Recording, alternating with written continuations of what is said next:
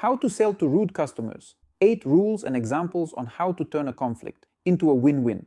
Learn to sell to a rude customer and you can sell to anyone. Hello, my name is Gerus. I am a sales trainer. Now I will tell you how to sell to conflict-prone clients, how to resolve disputes, and how to act when you yourself have caused the conflict.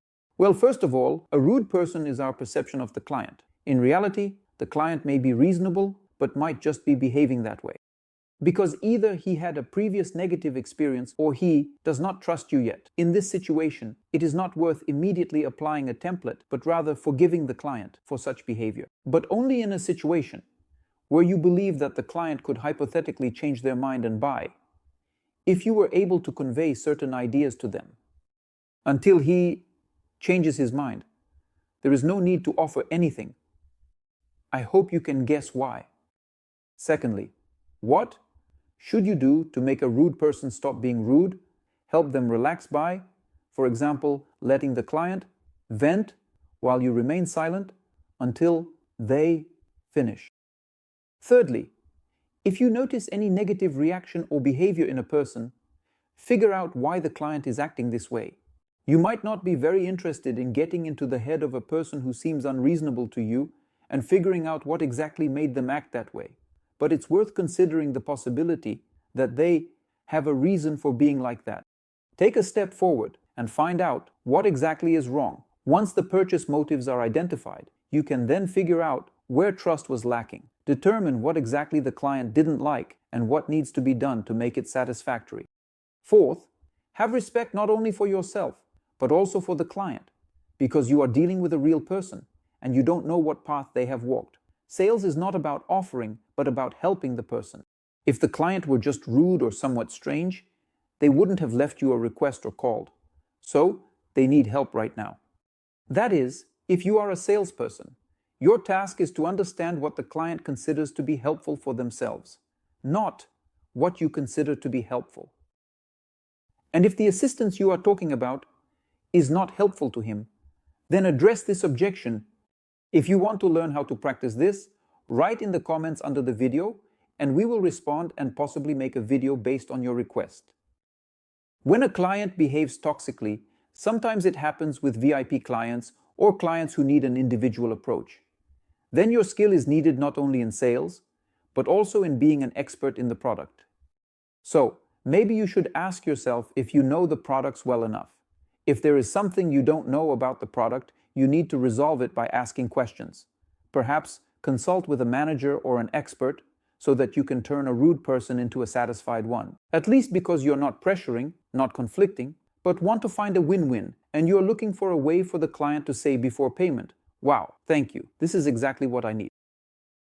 Fifth, it is important to understand that a person's inappropriate behavior may be a result of something you said earlier that was not right, or perhaps the person just got up on the wrong side of the bed. Therefore, as a salesperson, you can give them the benefit of the doubt and continue to engage with the client. Imagine a situation, a client is coming at you yelling, making a scene, and everything else.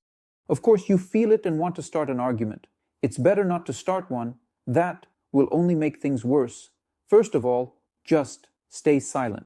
Listen to him and see what he says. Of course, it's hard to stay calm when someone is yelling at you. So imagine that this anger is not directed at you. It is just his state, which does not affect your inner balance.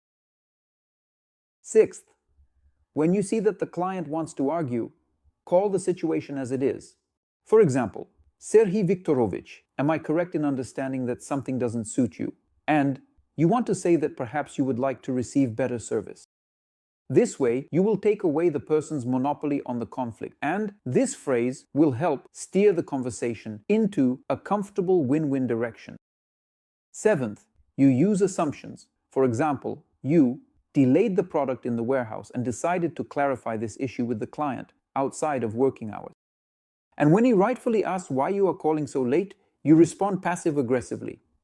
Why are you speaking to me like this? And to avoid arguing, but still respond.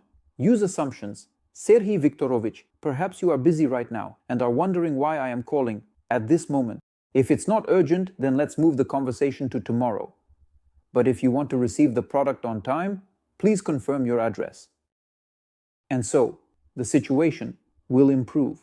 Or he might say, no, I'm not busy. It just happened that way. It happens that a salesperson has somehow angered a customer, and then the customer starts to make a scene. In this case, the mirroring technique also works. Use phrases like, do I understand correctly that you mean this and that, or is it something else? Perhaps you would like, here, we talk about the client's desires. Such phrases help build trust and understanding. You knew these phrases, but you might not have said them in the moment. Eighth, what is your tone of conversation? For example, is there such an address? You have bad service, give the money back. The right phrase can be said with the wrong intonation. For example, Serhii Viktorovich, to be honest, I feel that you are pressuring me and I am not very comfortable. Do I understand correctly that you want to receive better service? Yes. Feel the pressure, but if I may say so, Serhii Viktorovich, to be honest, I feel that you are pressuring me and I am very comfortable. Do I understand correctly that you want to receive better service, right? So, you talk about your feelings and focus not on the fact that you feel bad, but on what the client wants, and then the level of conflict will decrease.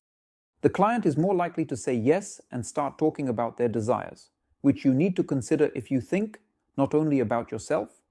If you are buying negotiation scripts, keep in mind that you might provoke negativity not because of the text, but because of the intonation.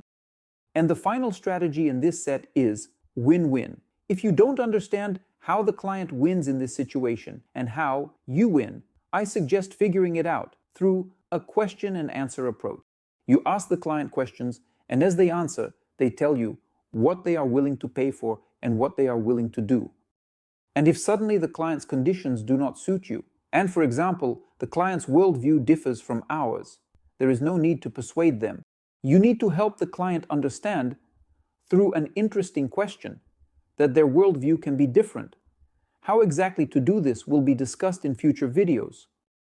Any objection, such as it's too expensive or it's not interesting, is a result of the client not receiving anything engaging, and we did not understand what exactly is interesting and beneficial to them. Therefore, it is logical and correct not to fight objections, but to identify what was missing, what needs to happen for the client to be satisfied and benefit. What is it? Then it will be a win-win. Don't offer, but identify the purchase rider.